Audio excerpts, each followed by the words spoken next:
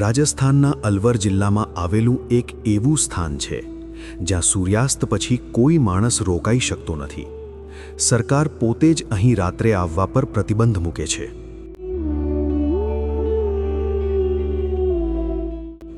આ સ્થળ વિશે લોકો કહે છે કે અહીં હજુ પણ અજાણી શક્તિઓનો વસવાટ છે. આ છે ભારતનું સૌથી ભયાનક અને રહસ્યમય સ્થળ ભાનગઢ ફોર્ટ.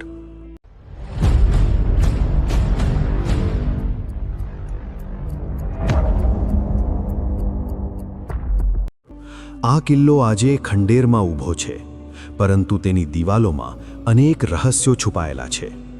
ભાનગઢ ફોર્ટ ભારતના રાજસ્થાન રાજ્યના અલવર જિલ્લામાં આવેલો છે. આ કિલ્લો અરવલ્લી પર્વતમાળાની વચ્ચે સ્થિત છે. કિલ્લાની આસપાસ ઘન જંગલ અને ઊંચા પર્વતો છે. દિવસ દરમિયાન અહીં પ્રવાસીઓની ભીડ રહે છે, પરંતુ સાંજ પડતા જ આખો વિસ્તાર એકદમ શાંત થઈ જાય છે.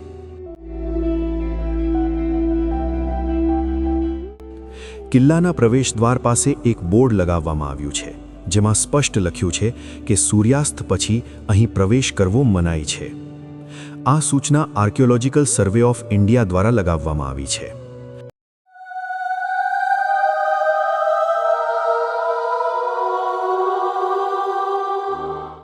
ભાનગઢ ફોર્ટનું નિર્માણ લગભગ 17મી સદીમાં થયું હતું. આ કિલ્લો રાજા માધવસિંહ વન માટે બનાવવામાં આવ્યો હતો. તે સમય દરમિયાન ભાનગઢ એક સમૃદ્ધ શહેર હતું. અહીં સુંદર મહેલો, બજારો અને મંદિરો હતા. શહેરમાં હજારો લોકો રહેતા હતા અને વેપાર પણ ખૂબ ફૂલતો હતો. પરંતુ થોડા વર્ષો પછી આ શહેર પર એવી દુર્ઘટના આવી કે આખું શહેર ખાલી થઈ ગયું.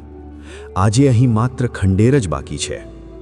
ભાનગઢ ફોર્ટ સાથે જોડાયેલી સૌથી ભયાનક કથા એક તાંત્રિક વિશે કહેવામાં આવે છે. તે તાંત્રિકનું નામ હતું સિંઘિયા. કહેવાય છે કે ભાનગઢમાં એક ખૂબ સુંદર રાજકુમારી રહેતી હતી, રત્નાવતી. રાજકુમારી રત્નાવતીની સુંદરતા સમગ્ર રાજ્યમાં પ્રસિદ્ધ હતી. ઘણા રાજાઓ તેના સાથે લગ્ન કરવા માંગતા હતા. એક દિવસ રાજકુમારી પોતાની સાથીઓ સાથે બજારમાં સુગંધિત તેલ ખરીદવા ગઈ. તાંત્રિક સિંઘિયા દૂરથી તેને જોઈ રહ્યો હતો. તે રાજકુમારી પર મોહી ગયો. તેને રાજકુમારીને પોતાની વશમાં કરવાની ઈચ્છા થઈ. તાંત્રિક સિંઘિયાએ એક સુગંધિત તેલ પર કાળો જાદુ કર્યો. તે ઈચ્છતો હતો કે રાજકુમારી તે તેલનો ઉપયોગ કરે અને પછી તે તેના પ્રેમમાં પડી જાય.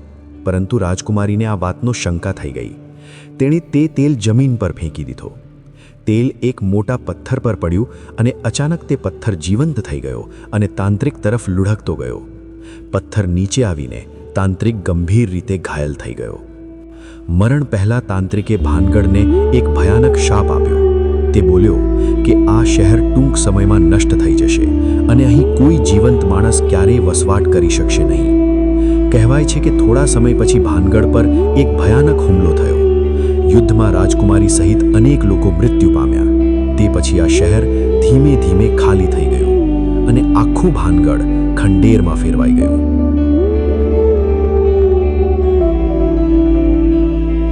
ભાનગઢ ફોર્ટમાં અજીબ ઘટનાઓ. સ્થાનિક લોકો કહે છે કે રાત્રે ભાનગઢ ફોર્ટમાંથી અજીબ અવાજો સાંભળવા મળે છે.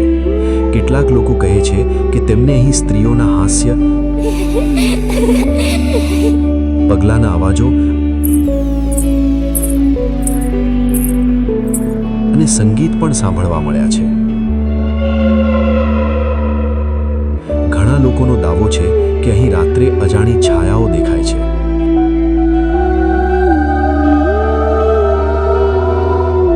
કેટલાક પ્રવાસીઓએ કહ્યું છે કે તેઓ અહીં અચાનક અશાંતિ અને ભય અનુભવતા હતા. આ બધા કારણોસર અહીં સૂર્યાસ્ત પછી પ્રવેશ કરવો સંપૂર્ણ રીતે મનાઈ છે. સરકાર દ્વારા લગાવેલા બોર્ડમાં લખ્યું છે કે સૂર્યોદય પહેલા અને સૂર્યાસ્ત પછી કોઈ વ્યક્તિ અહીં પ્રવેશ કરી શકતો નથી. જો કોઈ આ નિયમ તોડે તો તેના સામે કાર્યવાહી થઈ શકે છે. ઘણા ઇતિહાસકારો અને વૈજ્ઞાનિકો માને છે કે ભાનગઢના ખંડેર અને તેની આસપાસનો પર્યાવરણ લોકોને ડરાવવાનો અનુભવ કરાવે છે.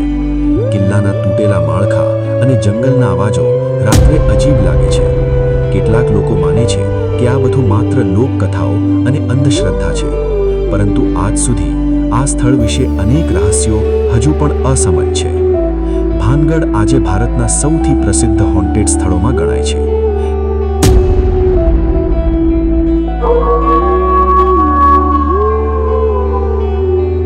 દર વર્ષે હજારો પ્રવાસીઓ અહીં આવે છે.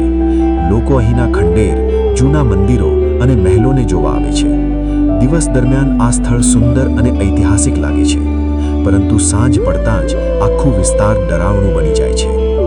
ભાનગઢ ફોર્ટ માત્ર એક ખંડેર નથી, તે એક એવું સ્થળ છે જ્યાં ઇતિહાસ, દંતકથાઓ અને રહસ્યો એકબીજા સાથે જોડાયેલા છે. શું તાંત્રિકનો શાપ ખરેખર સાચો હતો?